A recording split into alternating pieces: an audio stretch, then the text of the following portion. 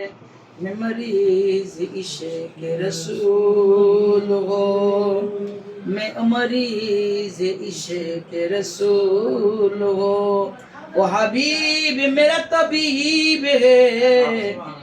আমি নবীর প্রেমে অসুস্থ হয়ে গেছি, আমার চিকিৎসা মদিনায় হইব, অন্য কথায় হবে না। আমি অসুস্থ কার? নবীর। এজন্য আমার চিকিৎসা কে করবে? নবী। সুবহানাল্লাহ। मैं बिदे लबे है नबी नबी, मेरा दिल मकाम हबीब है, मैं मरीज इश्क रसूल हो, वो हबीब मेरा तबीब है, मेरा बिरद लबे है नबी नबी। जिसे सहदर पे बुला लिया, जिसे सा बना लिया, सारा सही से बोला जाएगा। की बोला उन्होंने बोला लोड़ा। जिसे सहदर पे बुला लिया, जिसे सा बना लिया, ये बड़े करम कहे फैसले। नबी साइले যাইতে পারে না, চাইলে হাজার চেষ্টা করলেও কেউ যাইতে পারবে না। কার দয়া? নবী দয়া। যতই টাকার মালিক হোক বাংলাদেশে বইয়া থাকে, যারে বল আসে মদিনা পর্যন্ত যায়, মক্কা মদিনা বুঝায় আল্লাহ এর দেখেন নামে। আমিন। जिसे सहदर पे बुला लिया, जिसे बना लिया, ये बड़े करम गए फैसले, ये बड़े नसीब की बात है, मेरे दिल है नबी नबी। मैं बड़ा अमीरों को कबीर हूँ, शायद दूसरा कासीर हो, मैं बड़ा अमीर को कबीर हो, शायद दूसरा कासीर हो, दरे मुस्तफा का फकीर हो। পৃথিবীর যত বড় কোটিপতি হোক সামান্য নবীর দরবারে কি ফকির। সুবহানাল্লাহ। পুরুষ একটা কাহিনী কইতেছিলাম। বুয়ালিশা কলন্দর রহমাতুল্লাহ আলাইহি মুরিদ, মনোযোগ দিয়ে শুনেন এই কথাটা, মনোযোগ দিয়ে শুনেন। বুয়ালিশা কলন্দরের মুরিদ কাউ হুজুর আমি হজে যাও, কন্যা সুবহানাল্লাহ কয় আমনের অনুমতির অপেক্ষা আছি, টাকা পয়সা সব রেডি করছি, কত রন যাওয়ার দরকার নেই, আগামী বছর হিসাবে কইছে।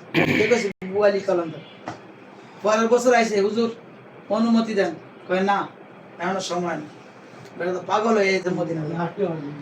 পরের বছরে 3 বার মানা করছি, 4 বারের সময় কয় যা, তুই যাইবি তো যা, তো মদিনায় আদব ঠিক রাইস কি রাইস। আমাকে আল্লাহ বলে हाँ वहां शेर का मौका है वो जाने वाले, মানে ওখানে পা দিয়া ছিল না, মাথা দিয়ে হাঁটো, যেখানে নবীর রওজা আছে, যেখানে নবী মদিনা আছে, ওখানে পা দিয়ে হাঁটার ক্ষমতা নাই, আমরা তো জুতা দিয়ে হাঁটি, আর ওখানে মাথা দিয়ে হাঁটার কথা কইতে না। বুয়ালি কালান্দর কইতে আছে, কয় তুমি মদিনা আদব ঠিক করে রেখো, পাচ্ছি গেছে হসপিটাল আইছে।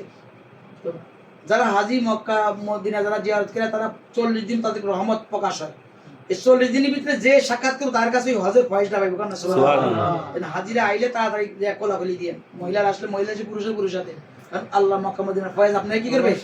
দান করবে। 40 দিন পরেই এটা চলে যাবে, 40 দিনের তাসিটা থাকে। কারণ সুবহানাল্লাহ আল্লাহর মেহমান হয়ে গেছে। কোন মেহমান?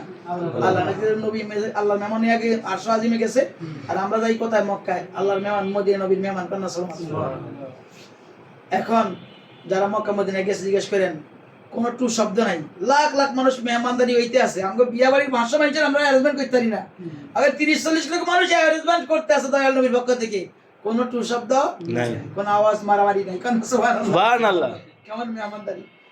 তো বুয়ালি কালন্দরের মুরিদ আইছে হজ উমরা হজ কইরা, ঘরেও যায় না, কাকে হুজুরের কাছে যায়, পিসাবের কাছে গেছে।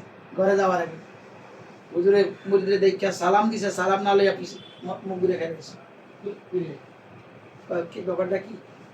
মক্কা শরীফ থেকে আইলে তো সর্বপ্রথম যেই হোক, পীর হোক বুজুর্গ হোক, আমার দাদা পীর একটা ছবি দেখবেন সলিম সাহেবের, মক্কা থেকে আইসে দাদা পীর নিজে ফুলের মালা দিয়ে নাতিরে চুম্বাইতে শেষ। এটা হলো হাজিদের একটা সম্মান। আর যে বাংলাদেশে এটা হয় না, মক্কা ইন্ডিয়ার মাঝে কেউ যদি উমরা করতে যায় এয়ারপোর্ট পর্যন্ত সবাই গাড়ি দিয়ে তারে জুলুস করে দিয়ে আইয়ে এলাকাবাসী সবাই কান্না সুবহানাল্লাহ। ফুলের মালা ফড়াইতে আমরা মাঝে মাঝে দেখবেন আমার ইয়াতে আহে, এরা ফুলের মালা পড়াইয়া মহিলা পুরুষ হোক এয়ারপোর্ট পর্যন্ত আগাই দিয়ে আইয়ে আল্লাহর মেহমান নবীর মেহমান হতে যায়। আর বাংলাদেশ দূর গায়ে হজ যায় কোন মূল্যায়ন কি ঘরের পাড়ে পাশে আইয়ে না, তার কাছে একটু ভাই আমার দোয়া করে আমার সালামটা পৌঁছাই, হ্যাঁ আর আইলেও ভাই একটু দোয়াটা নিতে আইয়ে না, মূল্যায়ন করে না। কিন্তু ইন্ডিয়াতে হিন্দু দেশ হলেও মুসলমানরা কি একটা মুসলমান হজ উমরা গেলে তার এয়ারপোর্ট পর্যন্ত অথবা লাস্ট বাস স্টেশন পর্যন্ত তার রেল স্টেশন পর্যন্ত কি আগে দিবে সবাই পুরো গ্রামবাসী ঢোল বাজাইয়া ফুলের মালা দিয়ে আগাই দিয়ে আইয়ে কন্যা সুবহানাল্লাহ। এত বড় সম্মান তো তার আল্লাহর মেহমান যাইতেছে কন্যা সুবহানাল্লাহ। তো বুয়ালি কলমদারের মুরিদ আইছেন হুজুরে মুখ ঘুরাই গড় করেছে একবার দুইবার, হুজুর আমার অপরাধের দিকে আপনার কেউ দিকে আমি হজে গেছি যাইতাম না। তো গেছো ঠিকই, কিন্তু মদিনা আদব ঠিক রাখছো, তোরে কইছি না মদিনা আদব ঠিক রাখছো। হুজুর আমার জান আমার তো আমি কোনো ভুল করি নাই।